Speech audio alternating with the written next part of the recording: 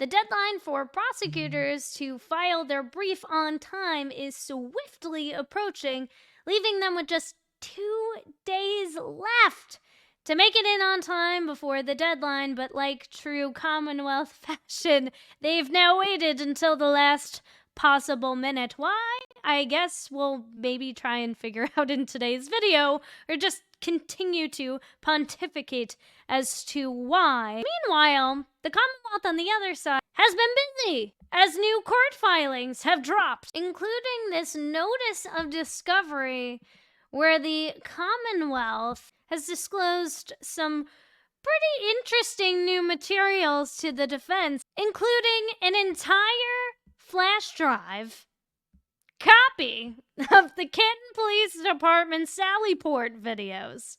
Clarified, whatever the heck that means. Hello, and welcome to Alexasrewm, where we are not lawyers, we are not medical professionals, we are not law enforcement, we are just people who have opinions about all things going on in the true crime community, including this notice of discovery that was filed, or these boatload of court filings that I guess was keeping the Commonwealth super busy. But before we get into all of that, I just wanted to give one more little shout out I had posted on my community tab, but in case y'all missed it, last week I was invited to join a panel discussion on the Andrew Myers podcast, and we had a ton of fun. We talked about Duckygate. We talked about some of the other Karen Reed updates going on.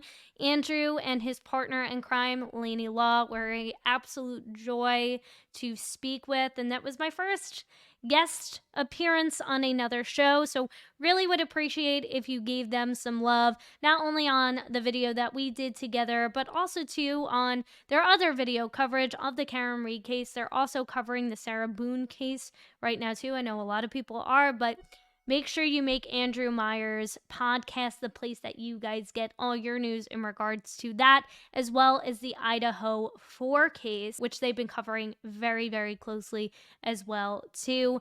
Big shout out. We had a ton of fun. So again, if you haven't checked it out already or subscribed to Andrew's channel, make sure you do. I will link it at the top right of this video so you can clickety-click. I hope to be back soon and maybe even have the two of them on here to discuss some of these new recent court filings. Maybe later on in the week, we'll see what we can make it happen. If you guys want to see it happen, make sure you comment in the comments below. I'll also link this in the description box. All right, so let's get into enough shameless self-promotions, right?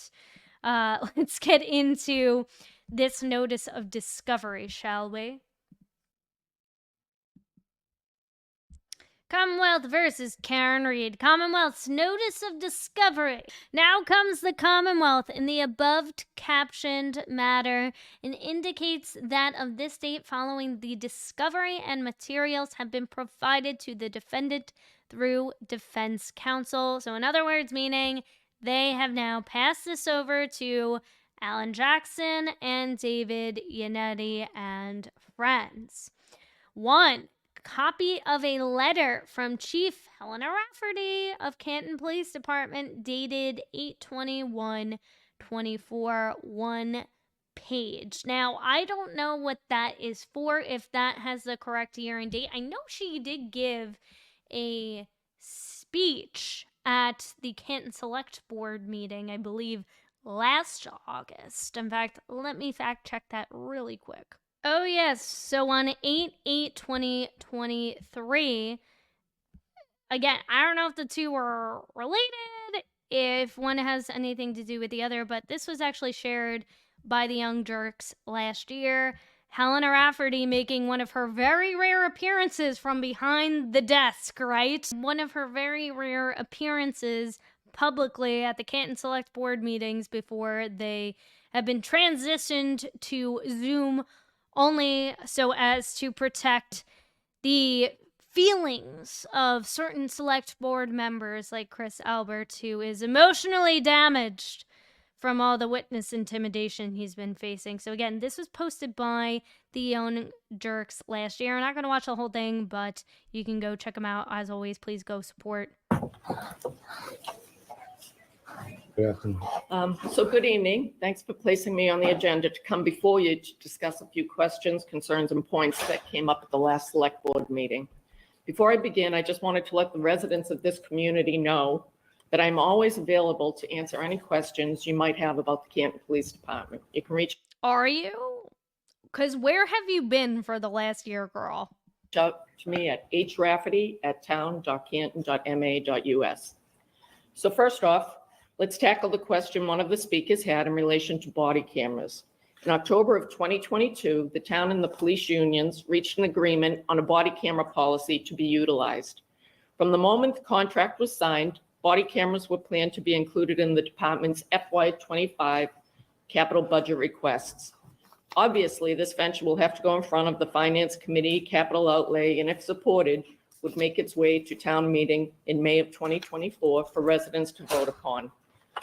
If the town meeting body were... Now, I wonder, too, and Canton residents, let me know in the comments section, has she made good on this promise? Are there body cams now for Canton police officers? Because, again, this is a huge discrepancy moment for a lot of people in this investigation. It's like you're telling me there's no ring camera footage, there's no, like, CCTV, really anything that you can pull that's useful, right, from seemingly anywhere, and there's no body cam footage. There's that one dash cam footage that tells you nothing, right, except for showing Karen in a panic because of what she just witnessed. So I'd be curious, did she make good on this? It's funny how they have the funds to give Paul Gallagher a $300K plus salary, but we have to be a little bit more frugal when it comes to matters of importance like body cams.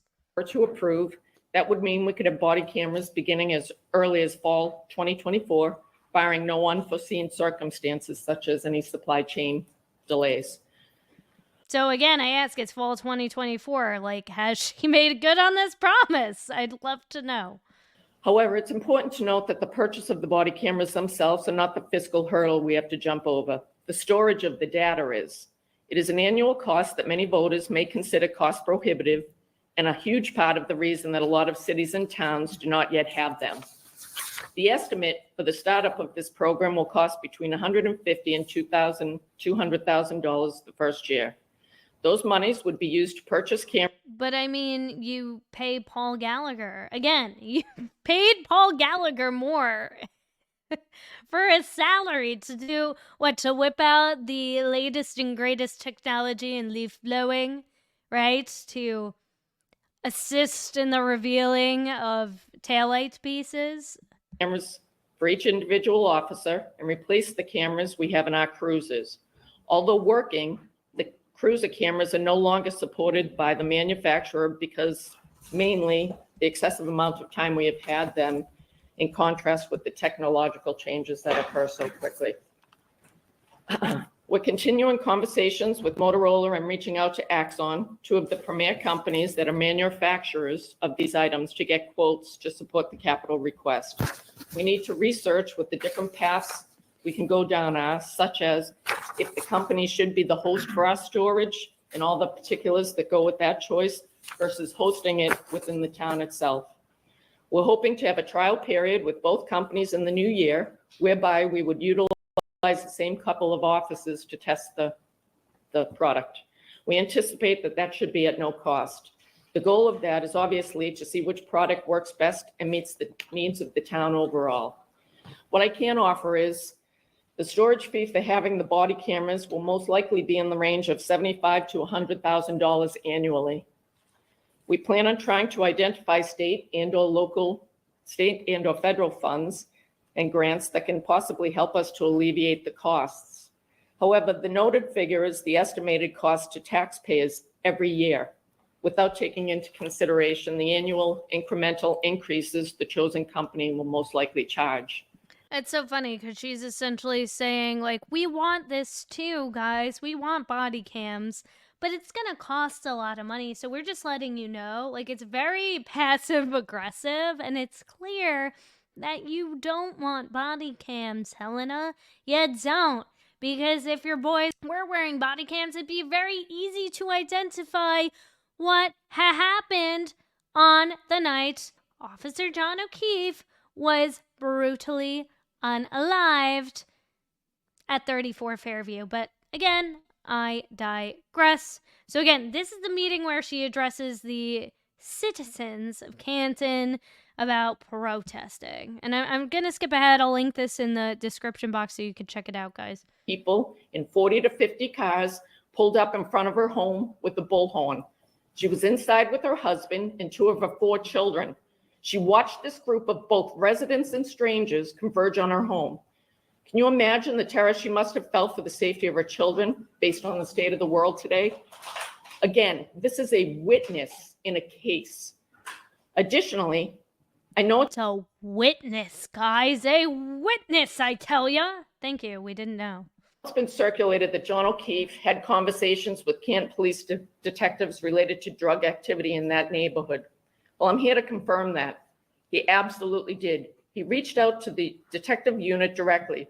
However, none, and let me repeat that, none of his well-documented correspondence with us included anyone alleged by Aidan Kearney to be involved in this case. The point I'm trying to underscore with these statements, with the examples that I put forth as well, is the same one I was trying to make in my initial statement. Take information in and verify it. Be patient while all aspects of the case unfold.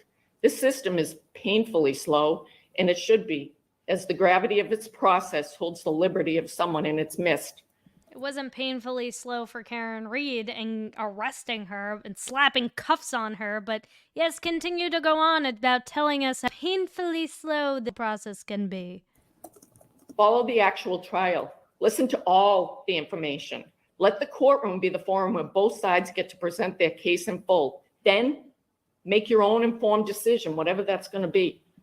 Oh, and we did, Helena. So I'm curious if this is the video or the statement that she had prepared at this meeting. But again,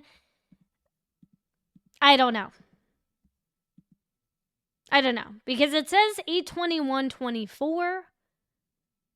But that could be a typo. I don't really trust dates. When the Commonwealth writes down a date in a court document or in a police report and writes names of witnesses and taking statements, things seem to get a little bit skewed. So it could be 8/21/23 for all we know. But let's take it for what it is, and let's say 8/21/24. Helena Rafferty had created some sort of letter. To who? Who knows? But I think it's interesting that nearly 1 year prior, she had made that statement. And again, you can check out the full video by clicking the link in my description box.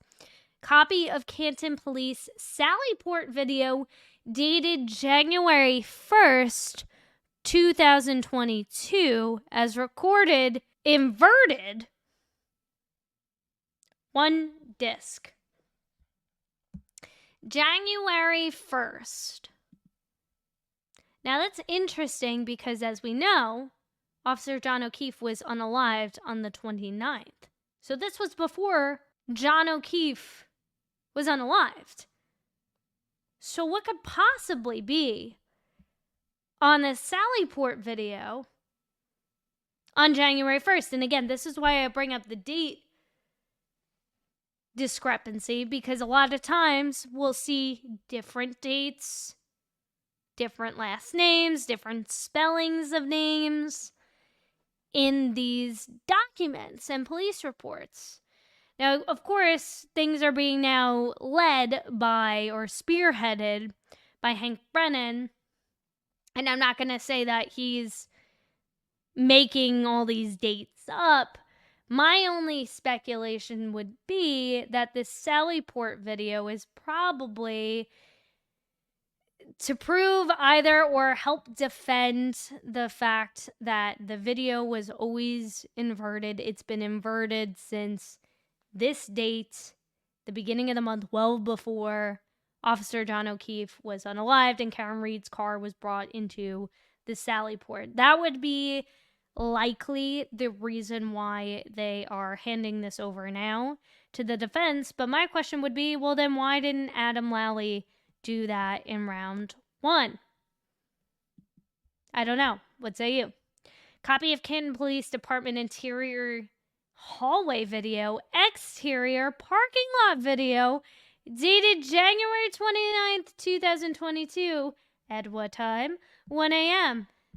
So, if you recall, who was playing, or allegedly playing, bumper cars in the Canton Police Department parking lot in the wee hours of January 29th?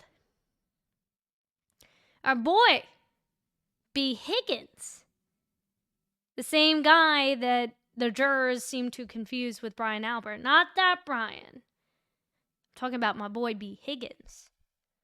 So B. Higgins, allegedly, was moving cars around after he was frustrated at the fact that the Alberts didn't have whiskey and he couldn't possibly drink anything other than whiskey at 34 Fairview. So again, according to his statement, he went to the Canton Police Department, even though he was seemingly, I mean, I don't know. Did he get his BAC taken? Was he fit to operate a motor vehicle? Was anybody else? No, probably not. It seems like all of them were pretty deep into their consumption of alcohol at that point. And I mean, I guess this would be a way to support his statement that, yeah, I was here at this time. My assumption would be this is showing him this would show him pulling into the parking lot, maybe moving cars around, whatever his ever-evolving story became. And then he went inside Canton Police Department. So I guess this would reaffirm that he was not there when John O'Keefe was unalived. But still, that places him there at 1 a.m., right? Or sometime thereafter. And if we're going to go back to the Commonwealth's original timeline, unless Hank Brennan is going to come up with a whole new timeline, that still doesn't prove that Brian Higgins wasn't at 34 Fairview at that point, before 1 a.m. when John O'Keefe was unalived. It just puts him there after the fact. Because again, if you remember, Adam Lally started, I think, at like 12:21, and then he moved up the time to 12:45, and then he kept shifting. He couldn't exactly pinpoint when Officer John O'Keefe was struck by Karen Reed's vehicle because, well, I mean, it never happened, but he couldn't even convince us or give us a timeline of the series of events that unfolded. And again, if we're going by Brian Higgins' statement and testimony, and this supports and puts him at the Canton Police Department at that point, it still doesn't mean he wasn't there when Officer John O'Keefe was unalived. If we're going to go along the lines of the Commonwealth's original timeline, essentially between 12:20-ish, right, and 12:45. So maybe that's what that's for? I don't know. What say you? Copy of curriculum vitae, which means life or pertaining to life. I had to look that up because, guys, believe it or not, I am not that smart. I am not that smart. So curriculum of vitae, so of life or pertaining to life, of Colleen Crawford, 3 pages. I have no idea who Colleen Crawford is. Do you guys? Maybe she was the other person in the Sallyport video? I don't know. Let me know. Copy of quick hash report of Colleen M. Crawford dated 10/8/24. So a few days ago, 9 pages. Or maybe she's somebody new that they hired? I don't know. Let's see. Colleen. And it's interesting. So here it's Colleen Crawford, but then here it's Colleen M. Crawford. Now, again, it could be a typo, but do we really believe in coincidences when it comes to the Commonwealth of Massachusetts? No. No, we don't. No, we don't. Let's see. Canton. Oh, here we go.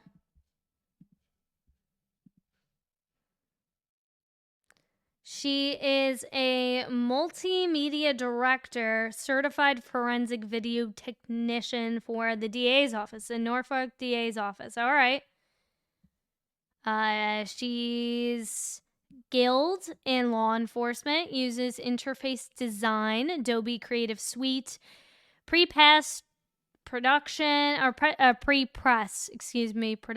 web project management, strong multimedia and communication professional with a Master of Fine Arts, focused in multimedia design from Massachusetts College of Art, specializing in forensic software development, surveillance video extraction, clarification, that's a word we're going to see come up a lot in this, audio clarification, interactive exhibit development, and multimedia courtroom presentation design.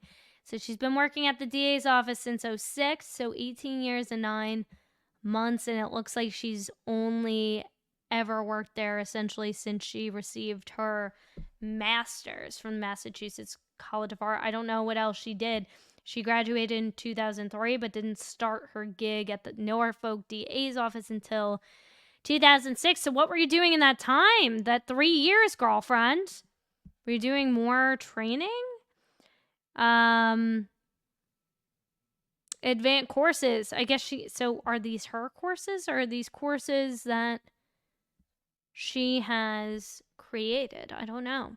Colleen throws her heart. This is from somebody. I think this is probably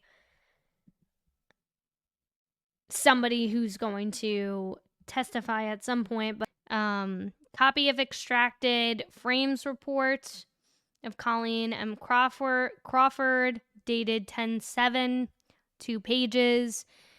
Copy of the extracted images from the extracted frames report, also on 10/7, 1 external hard drive. So now I'm going to flip over to the next page.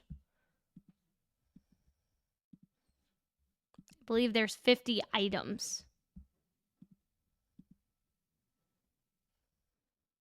I don't know why it zoomed in so much like this, but bear with me, folks. Copy of clarification report of audio file by Colleen M. Crawford, 9/26. I wonder what that would be.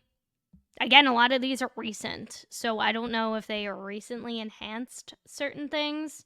If that audio file could be from the Sally port, or if that could have been from, I imagine not if it's only 2 pages, but perhaps from maybe the 911 call. I don't know. Copy of the converted reduced speed amplified audio voicemail. They spelled voicemail wrong. Message with and without text overlay of Colleen M. Crawford report dated 9/26/24. So I guess whatever. Reduce speed. Yeah, so I guess whatever this is what it's related to. With and without text overlay. So, okay, I guess they're going to put some closed captionings. So then maybe this is a voicemail that Karen Reed had left. One of the Karen Reed voicemails? I don't know. 1 flash drive. Copy of surveillance video clarification report of Colleen Crawford in July 2024. 10 pages. Okay. Copy of Canton Police Department Sallyport videos clarified. 1 flash drive. Copy of clarified images from Canton Police Department Sallyport videos. Okay, yeah, well, I mean, on that one camera, remember how dark it was? the camera that wasn't, I believe there was one camera that wasn't inverted, but the other one was inverted. And that was the main one that we were all looking at. But the other one was like stupid dark and grainy, and you could barely see anything, and it looked like something out of a horror movie. Copy of grand jury minutes. Okay, that'll be interesting. March 27th. So it's funny. Remember how we were talking about the failed attempt at trying to indict Karen Reed on additional charges with conspiracy of witness tampering with Turtle Boy? I'm assuming that this is kind of what that has to do, what that is related to. Copy of grand jury exhibits, March 27th. So I'm going to actually pivot really quick to this article that Turtle Boy dropped the other day, expanding a little bit more on this. Let me just make sure I'm signed in. Yep. Okay.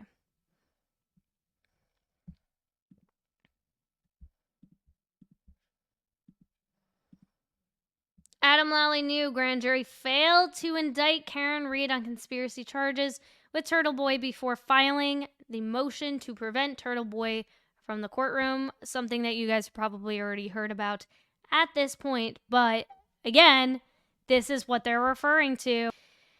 I'm always curious about timing. Always curious. But again, earlier in the week, Ted Daniels' reporting confirmed what we reported several months ago. A grand jury was convened by Ken Mello, Marshmallow, on March 27th that tried to indict Karen Reed and Turtle Boy for conspiracy to commit witness intimidation, and no charges were filed because they did not have probable cause.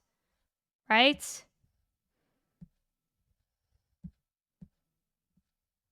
Scrolling down. Brian Tolley presented a 34-page affidavit explaining that he had spoken with with Lindsay Gaetani and this woman, Natalie, who claimed to be college friends with Karen Reed. They told him that he had Turtle Boy spoke to Karen Reed on the phone, and that's how this kind of all came into play. So again, I'm assuming that this is what, and again, I'm not going to read through that whole article. If you want to check it out, go to TB Daily News. You can check it out there in full, but I'm assuming that is what that is in reference to. Because I don't think Karen Reed's team was ever disclosed of that information. I don't even know if they knew she was getting indicted or there was a possibility she could get indicted on additional charges. Like, where's the transparency? They love throwing out the words excellence, and we could always have more room for excellence, as Andrea Campbell likes to say, right? And transparency. We believe in transparency. Well, if you believe in transparency, why the heck didn't the defendant know that she could be facing additional charges? Right? Like, don't you think it's important that her team be, like, in the loop about all of that so they can take the proper course of action? But that's just my opinion. I don't know. What say you? Copy of updated Celebrate report of web history regarding Jennifer McCabe's phone, which again we already kind of had from round one, but this is an updated report, so maybe it will reveal some new information, right, from her browser history. This report was run on 9/17/24 on Celebrate version number 7.68. So, okay, because they're saying, it's the new version, so it's able to pull some new information. Again, because in the Commonwealth reality or warped reality, in one case, you can't rely on Celebrate data, right, to accurately report whether or not a Google search was made or not, and how they just happen to disappear into the ether of the internet. Nobody still exactly knows and understands that Ian Whiffen bizarre, convoluted explanation of how Jennifer McCabe's 2:27 a.m. House Long to Die in Cold got deleted. Still no explanation for that in a simplified, understandable way that actually makes sense. So I don't know what new Celebrate data could be in this report, but I find it funny that they're like, this is the new version. You can trust this version, but not the old version. Well, what about all the other cases? What about the Brian Walsh case where half of the probable cause that was found to arrest him and prosecute him was based on Google searches? So you can't have it both ways, guys. You just can't. You really shot yourself in the foot with this one. You can't pee on my foot and tell me it's rain. Copy of Birchmore materials pursuant to GL Chapter 66, yada yada, the Massachusetts Public Records Law 1 flash drive. That'll be interesting because I'm sure in relation to the Canton Police involvement in the beginnings of the Sandra Birchmore case, and she was unalived in Canton, and they were first on the scene and were responsible for securing, or in that case, not really securing properly the scene of the crime. Copy of curriculum. How did I say this the last time? Vitae? Yes, Vitae. I was like, do I have to look this up again? No, Vitae. Of Brian Tully, 3 pages. Copy of Massachusetts State Police Crime Laboratory Forensic Services Division Serum Conversion Factor Update Memo, 2 pages.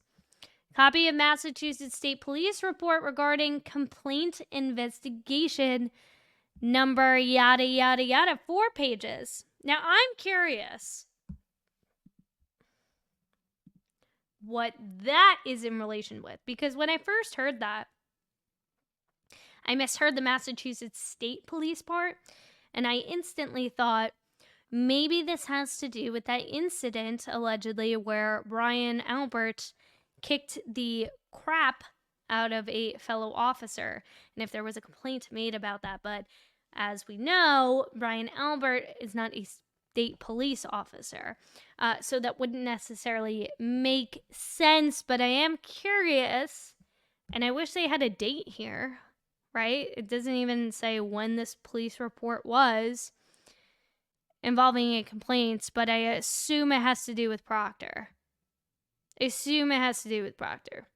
Copy of Department of State Police Personnel Order dated 9/23/4. So maybe that has to do with Bukwacki? Because his news of his 5 paid vacation days being taken away from him, ripped from his webbed feet, was only a few weeks ago, so I don't know. Copy of Massachusetts State Police Divisions of Standards and Training, dated 7/29/24, 9 pages. On to the next page.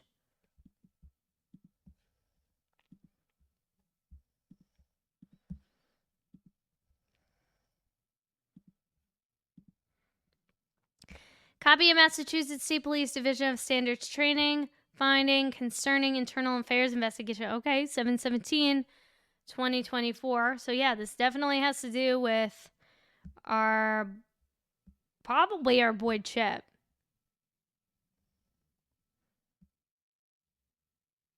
I mean, I guess this is just like their, like their steps and procedures that they have to follow when they're conducting an internal affairs investigation, would be my assumption. Copy of curriculum vitae of Judson B.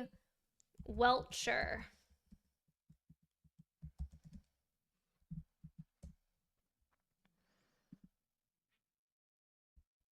Executive Vice President, Accident Reconstruction. This dude. Okay.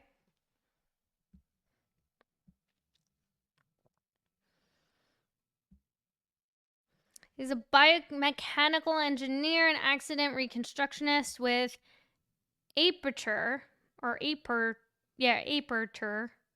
formerly biomechanical research and testing. Judson has been employed in the field of biomechanical engineering and accident reconstruction for over 28 years. He specializes in trauma causation and prevention, human tolerance, restraint, design, instrumental testing with humans, and anthropomorphic test devices. Accident reconstruction and amusement park rider tolerances. Judson has consulted on thousands of civil and criminal forensic cases. He's testified in local, state, and federal courts regarding accident reconstruction by mechanical engineering. So way more qualified than Trooper Pooper Paul. Yeah, this guy actually has a PhD in biomechanical engineering, so he could actually explain what the math is behind the science and how physics works, I'm assuming. At least biomechanics and kinetics works. Professional certifications, AXHAR, crash data retrieval technician, work experience. So he's been working here since 94. Okay. Clark training, law enforcement, public safety training. Okay.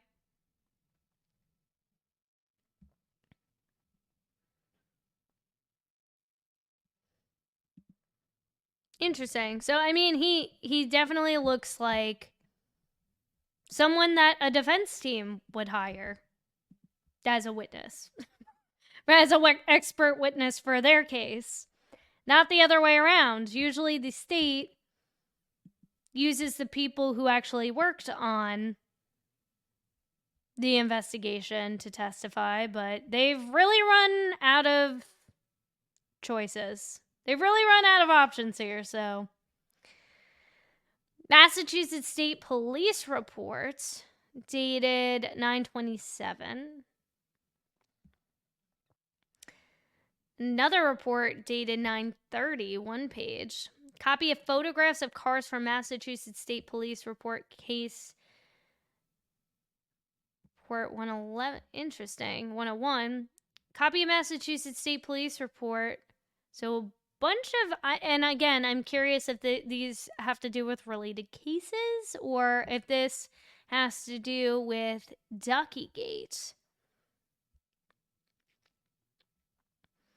Because I don't think they closed that. I mean, that was a 36-page report. Copy of ring camera footage of 1 Meadows Ave on 10/1. I mean, that's likely, I guess, when they retrieved it. But yeah, I wonder if the MSP report has to do with Duckygate. 710 administrative report, case master report. So that has to do with Proctor, no, right? Because he was a case master, or manager, or maestro, or customer service representative, whatever he was. Call girl. Copy of Massachusetts State Police admin reports. Copy of Massachusetts State Police closeout report. I wonder what's a closeout report? Be curious, does anybody know what a closeout report is? Copy of Massachusetts State Police administrative report. Exhibits 3 pages. Copy of Massachusetts State Police case master report. Maybe that has to do with the Kevin Albert stuff, right? And how he was working on that cold case, allegedly. Or if this has to do with other cases and investigations conducted within the MSP. I don't know. What do you guys think? We got a few more items to go through, and then we have one more document that we're going to be reading.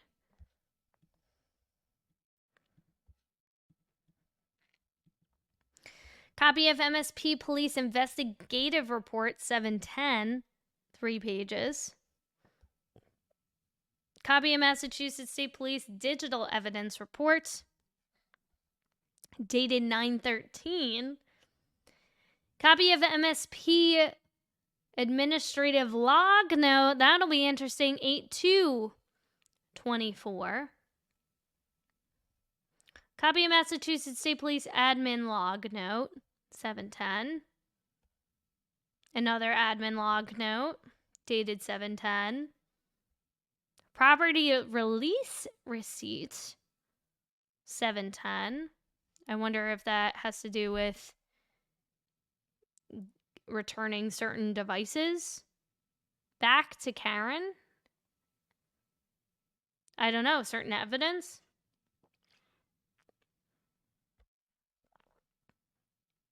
I don't know. Admin log, dated 8/2. Another admin log note, 8/7. Another admin log note, 8/8. Another one on 8/8. Copy of MSP Office of Professional Integrity and Accountability. That's a joke. Dated 9/30, 3 pages. Copy of Canton Police Department Incident Report, 36 pages. Now, that most likely has to do with Duckygate. Because as we know, that was a 36-page report. CV of Hannah Knowles. No relation to Beyonce. Copy of MSP Crime Laboratory Forensic Services Division Serum Conversion Report. And then I believe we have one more item that was disclosed to the defense. But if you guys know who Hannah Knowles is, again, no relation to Beyonce. Copy of Massachusetts State Police Crime Laboratory Forensic Services Division Retrograde Extrapolation Report, dated 10/10, which is interesting because every other time they put slashes, but then there they do the dots, 2 pages. So a lot of this is from recent. Signed by Hank Brennan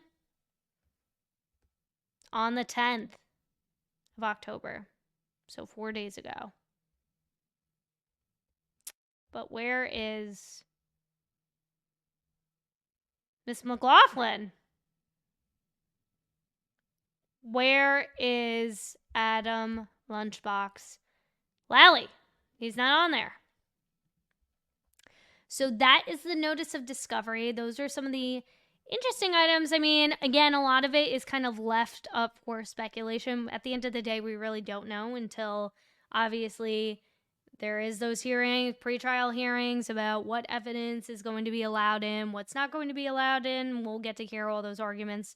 It'll likely be streamed for us to watch before Karen Read goes to trial again in January, which is going to come up sooner than we all probably think, which is so eerie to think about because that's 2 days before the anniversary of the death of Officer John O'Keefe. So obviously, I don't think that was done intentionally. I mean, in terms of pushing it back to see how the appeals process would go with the SJC, as anticipated by Beverly Cajones, I am definitely curious about what is going to come out.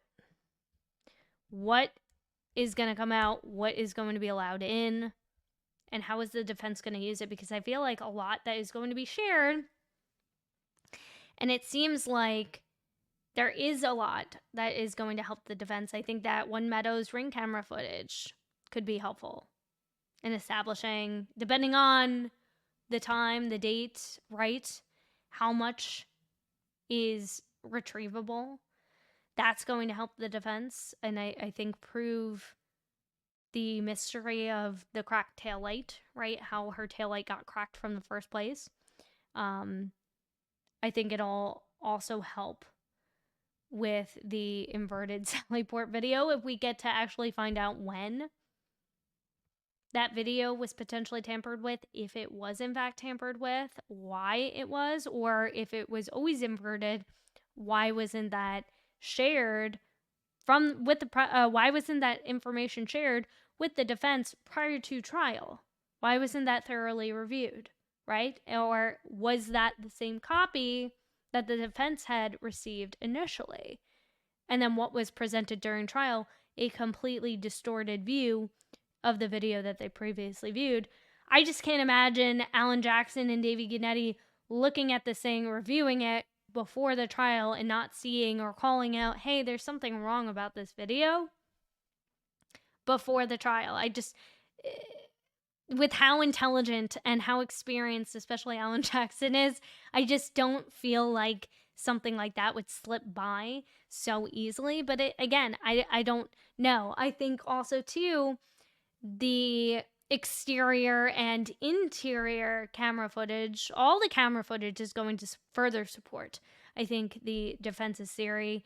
Even if they can place Brian Higgins at the Canton Police Department after 1 a.m., it still doesn't go in line with their initial theory. And that's something that the defense can definitely use and bring up is, well, hey, trial 1, this was approximately your timeline of when the series of events allegedly occurred. That still doesn't fall in line with your original timeline of what you believe to have, what you are alleging to have happened and when it happened. It still doesn't vindicate him or set him free by any means or stretch of the imagination.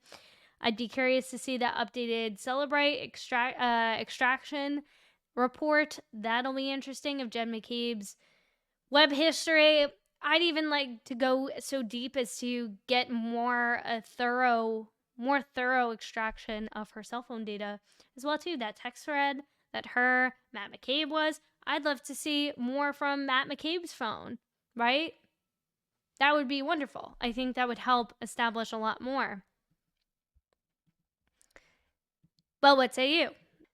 So, the Commonwealth's notice of scheduling a reassembly and testing of defendants' Lexus's telematics systems. So, we have a new character who's entering the arena, folks. Now comes the Commonwealth through its expert, Shannon R. Burgess. So, who is Shannon R. Burgess? Well,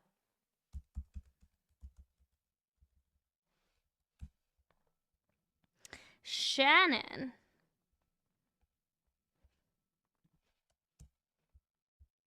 is a forensic expert at the same company our boy Judson, the vice president of this company, who's going to be, I guess, the Trooper Paul, the substitute pinch hitter for Trooper Paul. He's the pinch hitter for Trooper Guarino.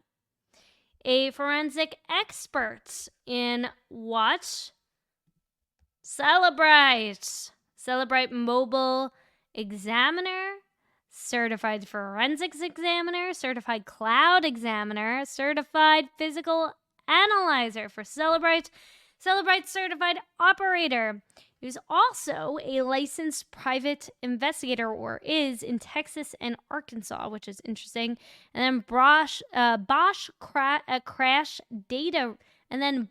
crash data retrieval technician and analyst.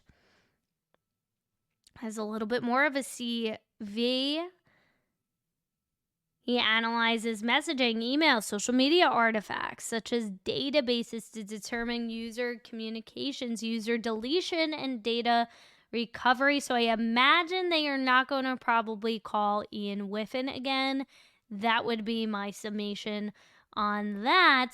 But not only does he work for the same company that this other new expert witness they are introducing into the Reed trial, but he has ties with a familiar name from the first Karen Reed case.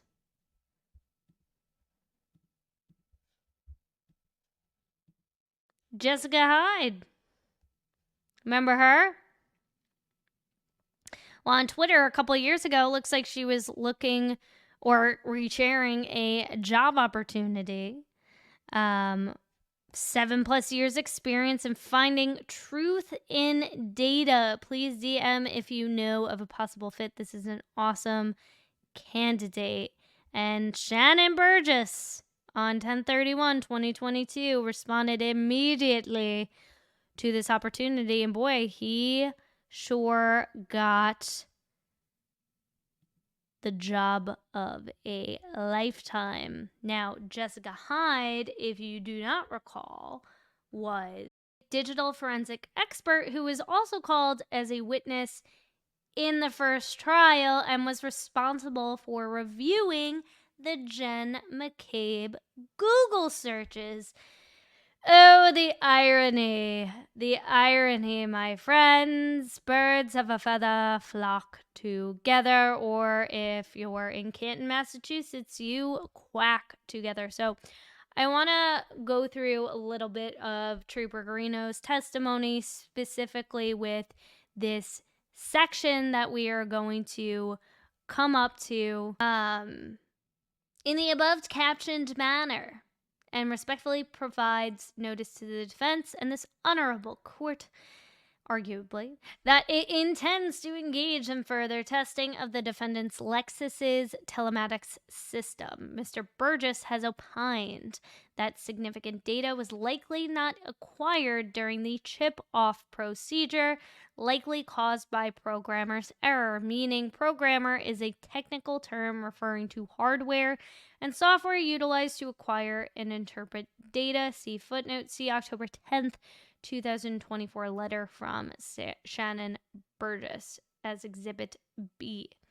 The infotainment and telematics modules from the defendant's Lexus were seized pursuant to a search warrant on February 2nd, 2022. So that was, 4 days? 4 days, folks, after Officer John O'Keefe was found dead on the front lawn of 34 Fairview. On November 30th, 2023, this court, without objection from the defendant, allowed the Commonwealth's motion to permit destructive testing of the infotainment and telematics systems due to the means and methods required to retrieve this vehicle's data. On December 1st, 2023, the defense expert Maggie Gaffney performed a procedure known as a chip-off, a digital data extraction and analysis technique that involved physically removing memory chips from the Lexus infotainment and telematics system. This procedure was observed, as we're going to listen to in just 1 second, by Massachusetts State Police Trooper Nick Guarino, who, if you ask me, is probably next to be on the chopping block when it comes to the internal affairs investigations, in my opinion. And the Commonwealth's expert A.G. Speak, who authored a report detailing the process and his findings. Did we hear from A.J. Speak? I don't think we did. I would have remembered that. See Exhibit C. Who authored a report detailing the process and his findings. While a chip-off had the potential to be destructive due to the technique required to remove the chips, in this case, the memory chips associated with the infotainment and telematics modules from the defense's Lexus were not destroyed and have, along with the infotainment system, telematics system, and Lexus vehicle, remained secured in evidence. So they're saying it wasn't destroyed. She wasn't ready. It was just very invasive. So let's hear it from Nick Guarino himself, because if they're going to use Shannon Burgess as a pinch hitter for Guarino, I'm curious how much of this testimony he's going to have to play defense for, or at least give some sort of clarification on. Please explain to the jury what Burla is and Burla. How is it used? Burla, that is the software. Got it. In criminal investigations in your line of work. So Burla is a specialized hardware and software used to download the infotainment and telematics modules in a vehicle. So telematics module is basically like the SIM card for the car. And the infotainment system is your radio head unit that enables you to have Apple Play, CarPlay, or Android or Google Play for the vehicle. And at some point, were you made aware of a search warrant that was authored in regard to seizing the infotainment system from Ms. Reed's vehicle? Yes, sir. And just so the record is clear, can you describe Ms. Reed's vehicle as far as what type of vehicle we're talking about? Yes, it's a Lexus LX 570 SUV. And specifically on February 2nd, 2022, did you have occasion to remove that infotainment system from the vehicle pursuant to that search warrant? Yes, I did. And once that item was removed from the defendant's vehicle, what, if anything, did you do with it? After we removed it from the vehicle, it was brought back to the Norfolk DA's office for a data extraction, or attempt to. And that data extraction, if you What's interesting, aside from the fact that he's clearly uncomfortable, and remember, he's the hot mic drop guy, right? The guy who whispered, "Kill me," during this testimony. I think it wasn't from, it might have actually been from this day when he took the stand on day 1, but notice how he keeps kind of looking back towards the jury, looking down, stumbling a little bit with some of his words to get what he's trying to say out.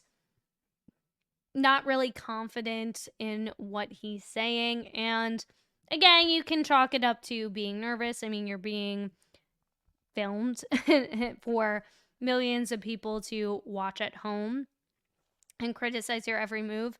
But, you know, as Mark Betterow brought up a really good point during Melanie Little's stream of these court filing readouts yesterday, you know, he's somebody who's a state trooper, right? Somebody who works in the forensics department, right? Digital forensics. So you would think he'd be used to testifying on a regular basis, speaking about the same stuff. I mean, not that every case is specifically, you know, not that every case is exactly the same. Of course, there are going to be, you know, unique nuances to every single case that happens. Not every crime happens the same exact way. But after a while, I mean, if you are an expert in this specific field, allegedly, right? And we know he's not really. He took a couple classes, passed, gotten maybe a B+, right? And there we go. He was off to the races. So, but you would think he'd be a little bit more confident, comfortable in what he is saying if he uses this technology and software all the time, right? So one has to wonder, why are you so nervous here, Nick? No, based on your training experience, sort of how is that conducted, or what is the process of extracting data from using Burp? Yeah. So depending on the system, it's dismantled. They have this specialized hardware that actually goes on to the motherboards of these systems, and we're able to pull the data. Or the other option, if that's not viable, is to do a chip off, where we have to basically destroy the motherboard and take the memory chips off the devices to try to get the data that way. So he says basically destroy it. And again, what they are claiming here in this new filing is that during the chip off, even though it could lead to a destructive results to the point where it's no longer, the data is no longer accessible, they are saying, well, it didn't destroy everything, according to this new expert, Shannon Burgess, and he's going to come in and take over, or again, try and support or rewrite the history of this really uncomfortable testimony where he talks about the chip off. So I want to play a little bit more because he talks about Maggie Gaffney, who conducted this chip off. Now, with reference to this specific device, what, if any, efforts did you undergo in order to extract the information without using the chip off? So at the time that we pulled the system, it was not supported. I emailed Burla and called them see if they had a timeline of when this might be supported so we could get the data. We deemed chip-off last support, as a last resort because it is a destructive process. So once those memory chips are taken off, the likelihood of trying to reattach them and get it to work again is very slim. Let me stop you there for a second. When you talk about an item being supported, what does that mean? Whether or not Burla has the ability to pull the data from that vehicle. And how is that sort of determined, or how are you able to ascertain whether or not a particular vehicle, make, model, manufacturer is supported by the Burla device? They have an app, and they also have their tech support. But if you put in the VIN of the vehicle, or if you don't have the VIN, you have the make, model, and trim level, like limited or XLE or whatever, you would be able to go in and look it up and basically say, Burla will tell you, yes, it's supported for GPS points, or it's supported for diagnostic data, or, whatever that they're able to get out of the vehicle. And they work with the automakers to get. I hope he never pursues a career in public speaking, because this is quite painful as we're rewatching this. I mean, you can audibly hear him taking these deep breaths, and that is a nervous tick. I know whenever I used to go out on auditions back when I used to work in theater and do some independent film projects, a lot of times when I would get nervous and I'd be reading a monologue, I would forget to breathe while I'm exhale as I'm speaking. So this is definitely a nervous tick. He's, again, clearly uncomfortable, and you see him almost trying to explain to the jury, which happens with a lot of the Commonwealth's witnesses. I mean, throughout the whole, pretty much all of Jem McCabe's testimony, she kept looking and delivering her answers like she was delivering a Oscar Academy Award winning speech, right, for Worst Actress. Or the Razzies, right? Her Razzie speech for Worst Actress in a jury trial ever. So as to convince them, because at that point, you're not really convincing the Commonwealth. They're the ones who were prosecuting the case, but you have to convince the jury to buy into your BS story. And I feel like as a jury member, it would just make me feel incredibly uncomfortable, especially if this guy nervously is exhaling and trying to calm himself down. He's making me anxious just listening to him speak right now. And you can tell it's almost like he's trying, studying. Adam Lally is holding a study session with them, and he's gearing up for this big oral presentation in class, and he's completely nervous, and he's trying to remember all of his lines for the presentation so he doesn't screw it up. Clearly, he was not prepared enough. Get this data. So. And approximately how many different types of if we're looking at sort of the entirety of different makes and models and manufacturers, if you know sort of what percentage of those types of vehicles are actually supported and Burla can actually extract information? I don't know as of right now. It's a lot, and they're constantly updating it, so they are able to do more vehicles as time goes on. Now, at this particular time, as you sit here today, June 17th, 2024, the vehicle that the defendant was operating on January 29th, 2022, is that vehicle available or supported by Burla at this time? The trim level that the defendant had is not still supported. There is Toyota and Lexus support now, but it's not, unfortunately, for her model. Now, you mentioned that you had reached out to the Burla company for updates as far as the availability or when the defendant's vehicle might be supported. Is that correct? That's correct. And about how many times and over what time period are we talking about that you reached out to ascertain? Immediately when I did the extraction, I should say extraction, but when I took the system out of the vehicle, I had to reach out to Burla because where it wasn't supported, they actually had to send me tech diagrams so I could go in and, again, not destroy the whole vehicle as I just took those components out. Over the next, almost 2 years, year and a half of going back and forth with them, with their support and their sales team. And when you They're a sales team? Probably not the people to reach out to in regards to questions about how the product works.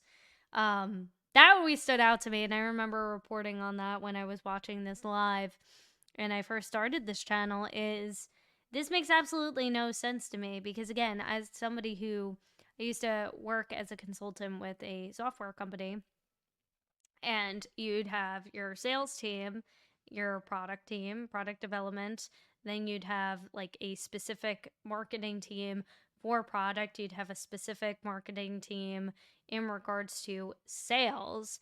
And a lot of times there was a miscommunication between all the different teams, because there's hundreds of employees in every single department, and if you're planning on doing a specific campaign or promotion or whatever with one thing, where you have a new product feature or update on product development's end, they're not always swift to notify and pass along that message to the sales team, right? So a lot of times we would have the sales team come back and, message me, who has no idea, because I wasn't on the product development side or product marketing, and I would have to go and tap product marketing and say, hey, like, what's going on in regards to this update? Are we on pace for this, that, and the third? The sales team is getting questions about this because certain things are popping up within the software dashboard, etc. So, yeah, I mean, just from my own experience, the sales team doesn't know.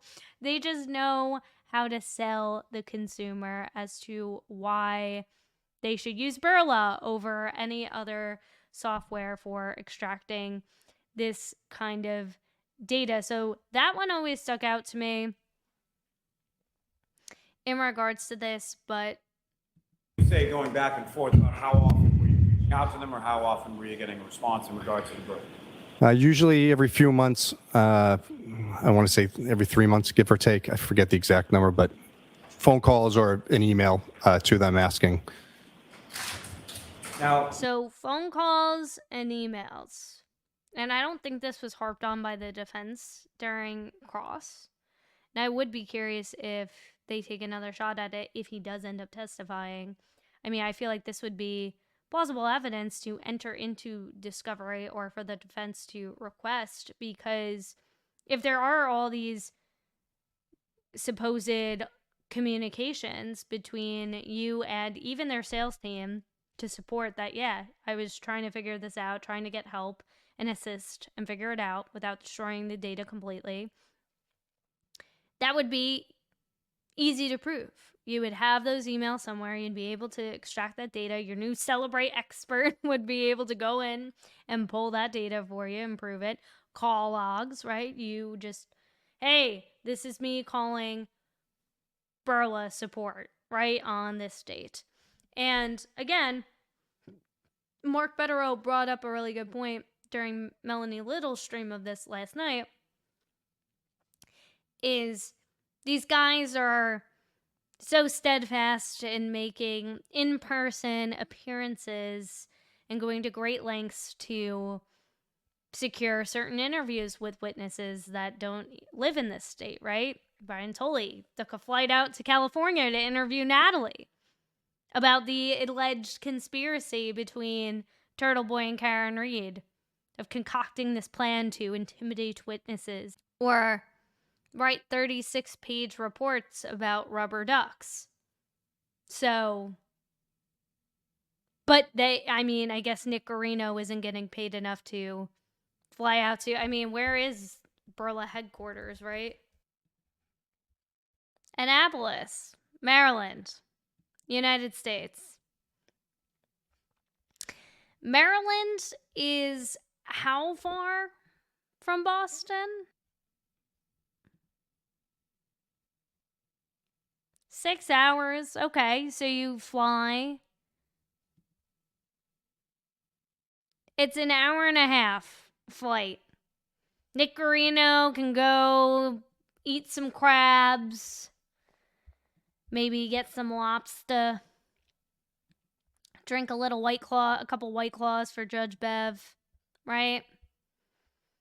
Not that far to go down to their headquarters and say, hey, what gives? What's the deal?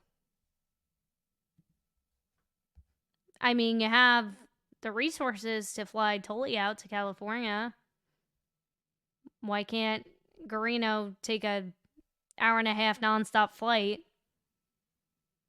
which I'm sure would be covered by the same exact resources that Tully's flight was covered under, to pay a visit to Burla? The availability or the supportability of this vehicle with reference to Burla. So Burla has a booth at the National Cybercrime Conference. I spoke with their sales team there. Their response was to keep calling Burla, keep pestering them, and they might actually get the support sooner than later. And again, were you ever Of course, that's what they're going to say. They're the sales team. They don't know. They're like, oh, just keep calling. Support team. Our support is the best. Half the time, the support team are either bots or VAs, virtual assistants, who were hired off of like Fiverr or there's another website for VAs that you hire from overseas. You can hire them for like $10 an hour, $12 an hour max. And they know the basics. They memorize a script. They don't really know the ins and outs of the product. Like, so you were chatting with the sales team and then you were chatting with what, customer support? Like, I know because I'm in marketing and I have to talk to tech support all the frickin' time. And half the time I'm speaking to customer support and they don't give me the answer. They refer me to an article. That is not helpful at all. And then I have to go and look up a YouTube tutorial about how to actually do the thing that I'm trying to seek the answer for. So he talked to the sales team, and then I'm assuming the customer representative. Customer support team. That's ever great. able to ascertain or get the support to download the information from them? No, unfortunately. Now, at some point, were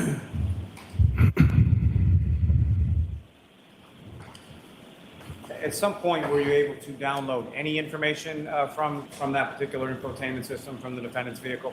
And not from the infotainment system, but Burla released a new item similar to a mechanic scan tool. It plugs into the OBD2 port, which is underneath the dash. So we're basically, if a mechanic went in there with a scan tool to tell you why you have a check engine light, this does something similar. So you plug it in, and then it pulls the car diagnostic data from that. And as far as the data that you received from that, what, if anything, did you observe? Again, I got a series of 14s was the numbers. It was no readable data. I reached out to Burla and asked them, I said, is there a reason why it pulled this data, but they're... Why aren't they showing any of this either? Like, that's my other question is, like, none of this makes any sense if you're just explaining it without showing. Most people are visual learners, and the best way that most people can absorb information is if you literally point. So if you allegedly had all these conversations with Burla, why wasn't that entered into evidence? And why isn't Lally giving you the laser pointer and pointing out and saying, here, this is what they told me. This is what this thing means. Look at these screenshots.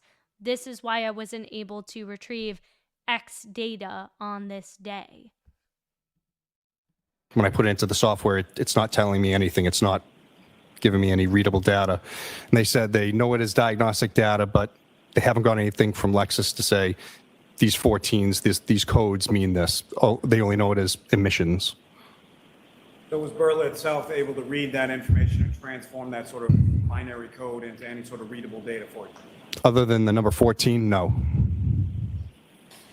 But Now- again, it's like, what does all of this mean? None of this makes sense to anybody. Now, from there, what, if anything, did you do with regard to the Burla and the defendant's vehicle? Was placed back into our digital evidence lab, and then we did eventually do a chip off to the device. Now, Both with devices. respect So here we have him talking about the chip off, and then I'm going to stop after this. I just want to get this in, and then we'll go back to the document. With respect, to the chip-off, that was done sometime in December of 2023, is that correct? Yes, that's correct. And again, if you could expound upon a little as far as, can you describe for the jury sort of the chip-off process, why you were reluctant to do it, and what's entailed in it? As I said before, it is a destructive process. As soon as we do it, we take those memory chips off. It's applying extreme amounts of heat to the motherboards to take the memory off. That'll heat it. You lose a lot of the soldering and capacitors, anything that's on that motherboard. So, like I said, once the memory chips are taken off, it's going to destroy the board. And as far as that chip-off process, who, if anyone, was present with you, or who, if anyone, assisted you in removing that or conducting that chip-off process with regard to the motherboard from the infotainment system from the defendant's vehicle? I'm sorry, at the time that we actually did the chip off? Yes. Yeah. It was myself, AG Speak, and Maggie Gaffney. And who is AG Speak? AG Speak is has his own forensic company, I guess you could call it, for Burla. I could consider an expert in the field, former California Highway Patrol officer that exclusively handled stolen cars. And who is Ms. Gaffney? She was the defense's expert. She's the one who actually did the chip off, applying the heat and taking the chips off in our presence. And she, I believe, works for, I'm sorry, the name of the company escapes me at the moment. Now, with respect to the information that you, Ms. Gaffney, and Mr. Speak were able to remove pursuant to that chip-off process, what, if any, usable information were you able to glean from that? As I was told by AG, there was no data that was recovered off the infotainment system or the telematics module from the chip-off. And as far as Ms. Gaffney, did you have any conversation with her as far as the information that she was able to glean or read or decipher from it? No, once she did the chip-off, I had not spoken with her since. So you don't know whether or not she said, hey, there's retrievable data on this? Like, that seems a little bizarre. So the Commonwealth's own expert witness, allegedly, who worked, it sounds like worked with Burla, right? Or was an expert in using Burla, said none of the data was retrievable, or you couldn't view any of it. Everything was quote unquote destroyed or damaged enough where it wasn't viewable. So now, and we're not going to go through all his testimony, obviously, we've already seen it, but I wanted to give you some context on what exactly they're talking about here. That is not what Mr. Burgess thinks. Through his training and experience, he believes the evidence acquired in the chip-off was incomplete. And the more data, so they're blaming Maggie Gaffney. And I'm curious to hear if the defense calls her as a witness in the Reed trial, right? And if they introduce a new forensic digital expert. Like, they had Mr. Green, who came in, who I thought was really credible. I thought he was really interesting. And they had the two ARCA guys, of course. But they more spoke to the reconstruction aspect of that and the physics behind that. So I'd be curious to see how they counter this, and if they bring her into it. Because I feel like it would be good to hear from her about how that process went down, and hearing, okay, like, what are the steps that you had to take, and what, if anything, do you have to say, was the chip off complete? Because now here the guy is saying no. Shannon Burgess is saying no, it was not, and there's more data that was not acquired that exists on the chips. But nevertheless, she wasn't the one to say there was no data that was retrievable. AG Speak was. AG Speak said none of it was retrievable. So, and we didn't hear from him in the first trial. Hardware and software updates have developed since 2023 of December, including but not limited to an updated version of Burla's IVE software. These updates were not available at the time of original testing, so they're saying, well, we tested it before these updates became a thing. But then again, it's like, okay, well, you know that the trial is coming up, and he's clearly saying, as we just heard, well, I was going back and forth with Burla's support team for a year and a half to 2 years. So within that time frame, don't you think he would have learned about this update? And he would have said, hey, let's give this another go, or let's look into this. That would be my assumption, which is why I think it's important that we see any communications that he had allegedly with Burla. The likely deficiencies from the original testing involving 2 modules in the vehicle that have the capability to store data, infotainment module and telematics module. Sorry, guys, it's late. I'm burning ends at both sides, right? Ends of the candle. The infotainment module, MMU, includes a built-in diagnostic recorder designed to capture vehicle operational logs. So I think some of what's in here has to do with Shannon Burgess's report. Now that we went through the discovery set, and I'm actually glad we went through the list of new discovery items that were disclosed with the defense, because this gives it more context. So now we can kind of put our context clues together about what some of those logs might have been in reference to. If a vehicle is equipped with navigation, the system can also record geolocation data in the form of track logs. See footnote 4. Lexus infotainment systems first had a native navigation application in 1998, and then they have this link in regards to Lexus. I think the defense is definitely going to want to call somebody from Lexus to, I don't want to say combat, but to counter some of the potential arguments that the prosecution might use, this witness might, in regards to at least updates within the manufacturing of the product in the vehicle. If you can get your own Lexus expert. The telematics module, DCM, also has a capability to store track logs. Navigation events can be inferred from the start and stop points of time-based tracking. In addition, the modules may contain device connections to the vehicle, and separately, Wi-Fi connections to the module obtained and stored as the vehicle travels. I mean, again, I think this is all just going to be better for the defense, right? Because what is it really going to prove? They can't even give us a definitive timeline of when Officer John O'Keefe was unalived. They can't. So, again, what does this prove? The fact that Karen Reed drove him to 34 Fairview, we already know that. Right? We know when she connected to John O'Keefe's Wi-Fi network.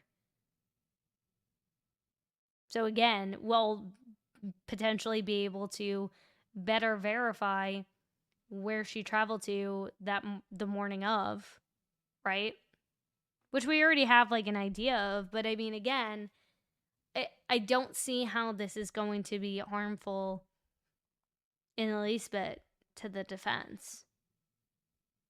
Mr. Burgess identified that 2 potential data-bearing components were removed from the MMU and identified a 64 megabyte flash memory component and a 16 megabyte EEPROM.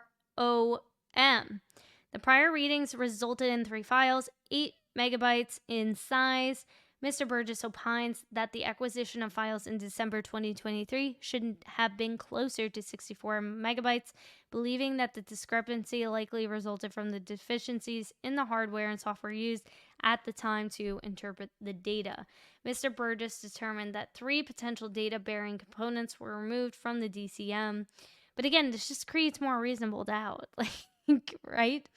Similarly, Mr. Burgess identified that 2 of the components, Micron JWB57 and Micron 29, yada, yada, yada, likely contain incomplete data acquisition, likely resulting from the hardware and software used At the time, the Micron JWB57 only produced 540 megabytes acquisition and should have been near 4 gigabytes. The Micron yada yada only netted 264 megabytes and should have required around 2 gigabytes. Based on these likely deficiencies in acquisition, Mr. Burgess has recommended a review of the chips that have been previously removed and subsequently a reattachment of the chips to the board in the defendant's vehicle. Mr. Burgess would employ updating programming and current software versions to maximize the chances of complete acquisition. You know what's interesting too is because I remember from the most recent, the 2020 episode with Karen Reed, where she talks about how the moment of when she dropped John O'Keefe off, right? And she said he got out of the car, he went up to the door, saw him go in, and while I was waiting to see if I got the thumbs up to come inside and see what's up, I put on music. So if she was lying about that and they are able to retrieve this data, that would be easily disprovable. So I don't see how, again, something as little as that. Okay, you're playing music. If you're playing music, and I think that could be a key part of her evidence too. I don't think that would be the main thing in acquitting her, but I definitely think it would be a huge piece of evidence is to say, hey, you put on Spotify, say, or your Apple Music, right? At the same time that we're seeing John O'Keefe's Apple Health data go out, and I know we're talking about, again, the Lexus, but CarPlay, right? The same time as Apple Health data is showing he's going up and down, 3 flights of stairs? I think that could be a huge key evidence. And again, this is why I think this is only going to help support the defense if they are able to retrieve what, if anything. Mr. Burgess believes the use of a variety of different hardware programs and updated software will yield a more fulsome acquisition. That's a fun word. Data. Mr. Burgess has provided a detailed outline of the procedures and efforts he would employ. See Exhibit B. Given that the testing is potentially destructive, the Commonwealth is, it already was. So, no harm in doing more damage, right? Is providing formal notice to the defense and an opportunity for the defense to employ its own expert to be present during the different stages of further testing. First stage of testing would occur in Texas, and the subsequent testing procedures would continue in Massachusetts. Why would it be in Texas, though? That's what I'm curious about. Like, why would it have to be in Texas? This ain't Texas, as Beyonce would say, right? The testing is necessary and could produce relevant and material corroborating evidence for trial. This evidence may be exculpatory or inculpatory. Track log. Regardless, though, that's not up to you to decide. If the defense wants to use it, you need to provide it. I don't understand when they say stuff like that. That's so stupid. You don't get to decide that. Track logs are essentially an ordered sequence of GPS coordinate measures stored by a satellite navigation system. Unlike telephone satellite data that are employed in triangulation analysis to place a cell phone in a general area, track logs provide specificity. Generally, track logs are points that are automatically stored when a device is moving. So this is a lot of what was included in that notice of discovery. This information is a tantamount, another fun word, to laying down a breadcrumb trail memorializing, I can't believe they use this phraseology, breadcrumb trail memorializing travel by location and time. So again, location and time from what? When Karen Reed connected to Officer John O'Keefe's Wi-Fi network at One Meadows? Like, we know it's not disputed that she drove 234 Fairview. That's not disputed. So I don't really understand what exactly that's going to, what breadcrumb trail memorializing travel that will do.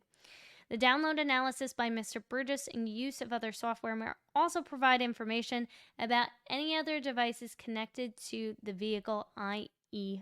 phone, and could potentially identify any Wi-Fi connections that would identify by the vehicle as it traveled on its route. In the case that bar track log information is significant, if track log and other various data information exists, it will serve many important functions. Yeah, no duh. The benefit includes corroborating the defendant's travels before, at the time, and after the defendant's Lexus vehicle was involved in a triggering event, so the key cycles. If track log and Wi-Fi information is retrievable, the data would provide independent corroboration to the numerous witnesses who made observations that the defendant's Lexus was parked in front of the 34 Fairview road address. I just said the address. I don't know why I said address 5 other times. Guys, again, I am spiraling. It is late. After midnight. Almost after midnight here. Further, the data would identify the location of the defendant's vehicle at the time it engaged in the impact event and provide the time and location of the defendant's travel from the scene to the location of Mr. O'Keefe's home. There's a really good video, and I gotta find it. I don't have the time to pull it up right now and look for it, but there's a really great video that was done like months ago after Trooper Paul's testimony about the key cycles and breaking it down and how it actually works that I think maybe we'll cover in one of our next videos or review together, because I think it's really important, and I think it'll be really relevant in regards to, again, what, if anything, they're able to extract from this new test that they're going to deploy. And it sounds like they're doing it regardless of the defense thinks. So either you show up to Texas or not. I mean, yeah, just keep putting Karen Reed in a corner and forcing her to pay for more things and using more taxpayer dollars to fund these fun little experiments. Sure, why not, right?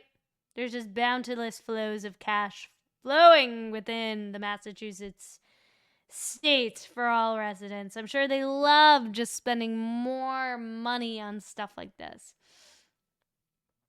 But all right. I mean, hey, at the end of the day, if it acquits her, but still, this shouldn't even be going to trial, in my opinion. Again.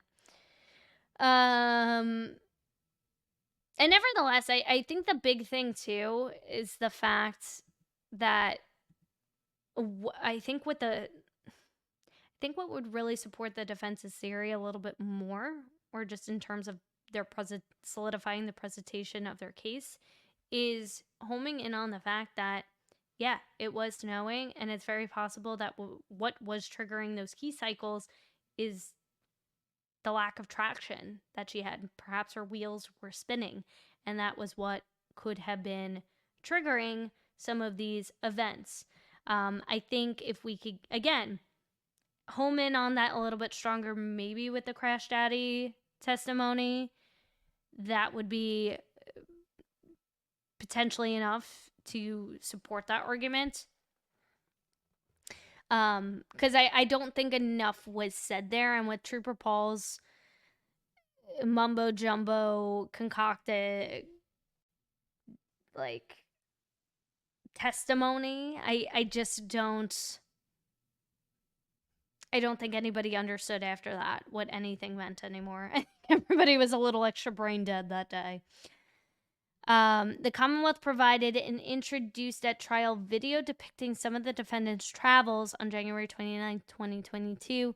The additional data likely to be retrievable would assist in identifying the precise locations that the defendant's Lexus traveled from the time that the defendant struck and killed Mr. John O'Keefe. I like how they omit officer. Like, he's been stripped of his title as officer. He's just Mr. John O'Keefe. Until the time the vehicle was seized. Well, what about after the vehicle was seized? How about that? How about the time from when it arrived at the Canton Sally Port and it was brought into the Sally Port? How about that? Were any events triggered from that? Commonwealth respectfully requests a hearing within the next 14 days to permit prompt testing and production of relevant discovery, whereas this matter is scheduled for jury trial in January of 2025. All right, so Commonwealth is got a pretty packed schedule over the next couple of weeks. And we're getting into holiday season very, very fast. 2 weeks, they want a hearing. They want a hearing in 2 weeks. The SJC stuff could be starting, or oral arguments could be any time as soon as next month. And then we're smack dab in the holiday season. And then what? We're supposed to go to trial in January? How the heck is any of that going to happen? This was signed by Hank Brennan and Laura McLaughlin. But notice whose signature is missing. Adam C. Lunchbox Lally. Yeah, I wonder if it's because Laura signed it. I mean, they're both ADAs. And she felt like, he's like, whatever, I don't need to sign it. Maybe he was sick that day. Who knows? Right? Who knows? I don't know if that means anything. I don't know if that was a error, but there you have it, folks. Those are the most recent court filings from the Commonwealth in the upcoming Karen Read trial. Now, of course, we will be continuing to cover this very, very closely, as we have done so thus far on Alexasrewm. But with that being said, if you enjoyed today's video, make sure you hit the subscribe button. Make sure you hit that notification bell so you don't miss the next Karen Read update from me, because you know there's some big bombs that are dropping every single frickin' day when it comes to this case and the Canton Select Board and the Canton Police Audit Committee and the Massachusetts State Police. There just always seems to be something, and we will be covering it all and more here on Alexasrewm. And make sure you hit that like button, because that tells the YouTube algorithm and the YouTube algo lords that this is newsworthy news. And I believe it is, because again, the more people that we have, we can reach this news out to, the more pressure we continue to put on the DA's office to maybe do the right thing. Who the heck knows? Or at least get some visibility in some of our own local governments as well too, and help them avoid making some of the similar mistakes that were made in this particular case. We're all learning here. I mean, at this point, I think it's pretty obvious that Morrissey is not going to learn, not going to take accountability. He's just going to do what's best for Michael Morrissey, and it is what it is, but it's important news. And again, maybe one day somebody will do the right thing and hold the right people accountable for what happened January 29th, 2022 to Officer John O'Keefe. I'll see you in the next one.